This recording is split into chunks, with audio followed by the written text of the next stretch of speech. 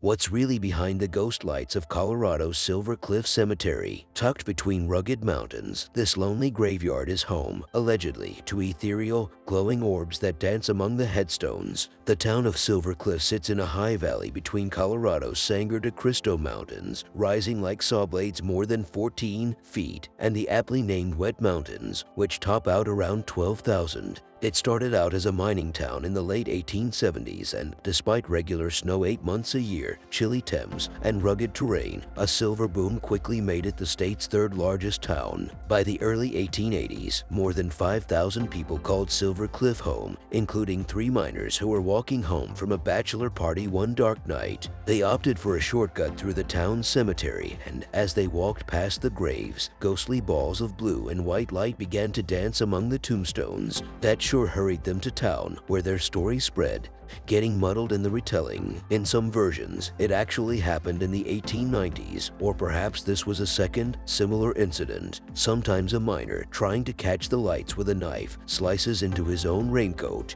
In some tellings, the whole town turns off its lights one night to prove the phenomenon isn't just reflections off the headstones. The truth, like the lights themselves, is elusive. Today, Silver Cliff has around 600 residents, and the cemetery shows its age. Wildflowers and high prairie grasses rustle and bend in the valley's notorious winds, brushing against tilted, worn headstones and advancing over the bricks that mark plot lines. They all need to be taken care of, says Silver Cliff Museum curator Richard Posadas, who has come to the cemetery. It's his first visit in a while, so the weeds around his great-grandparents' graves are encroaching more than he'd like. The couple moved here long ago in hopes the dry air would cure his great-grandmother's tuberculosis. Posadas points out a nearby rock with a plaque on it, a monument to 10 miners who died in a mine explosion in 1885. Some of them are buried here as well, he says, a reminder that Silver Cliff was a dangerous place because mining was a dangerous job. During the Silver Boom era, local papers such as the Silver Cliff Rustler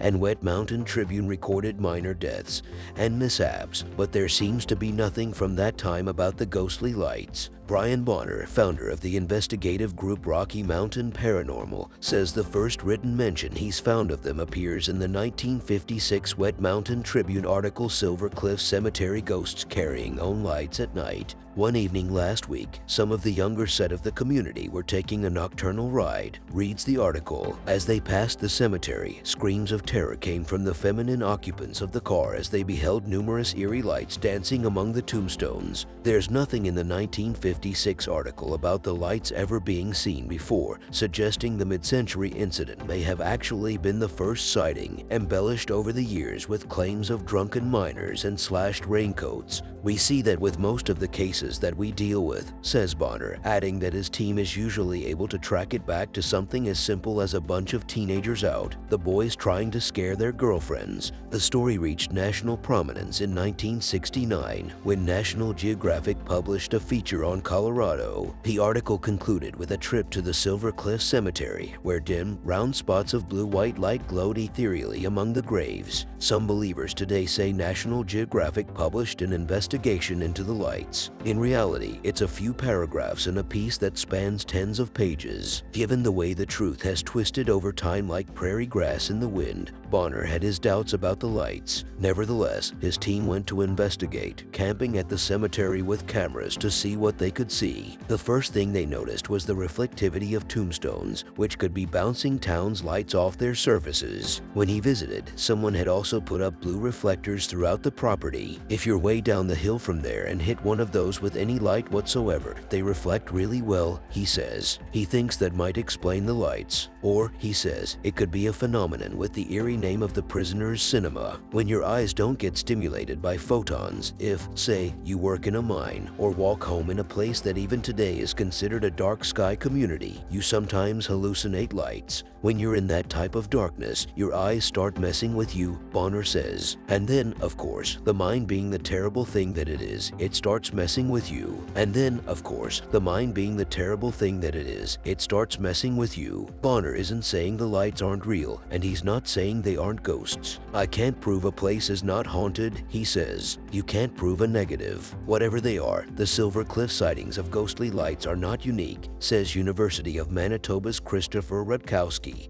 whose areas of investigation include UFOs and lower sky luminousness. Similar phenomena, sometimes called spook lights or will-o'-the-wisps, have been spotted elsewhere in North America, as well as Indonesia, Australia, and other places, sometimes associated with cemeteries or notable geological features. Depending on who you talk to, these are either apparitions of ghosts or spirits or some scientific anomaly, Rutkowski says. Rutkowski himself has visited various ghost light hotspots.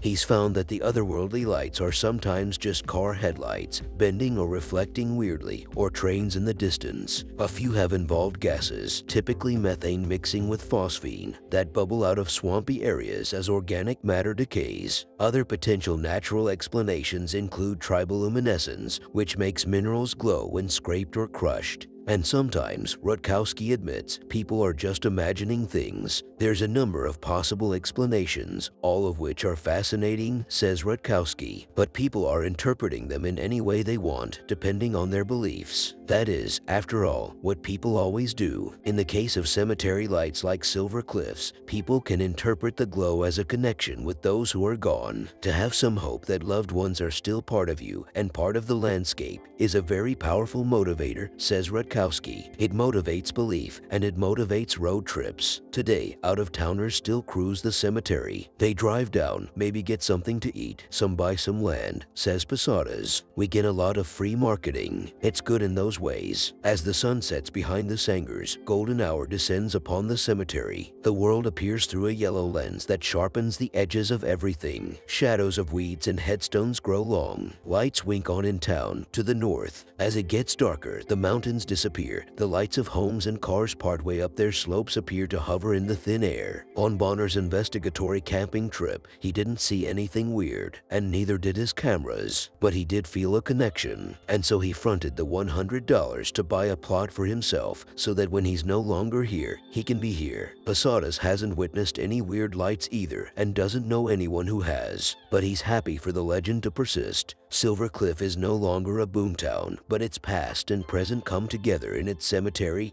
home to miners and others who have tried their luck there over 3 centuries. The ghost lights, real or imagined, help keep their stories alive.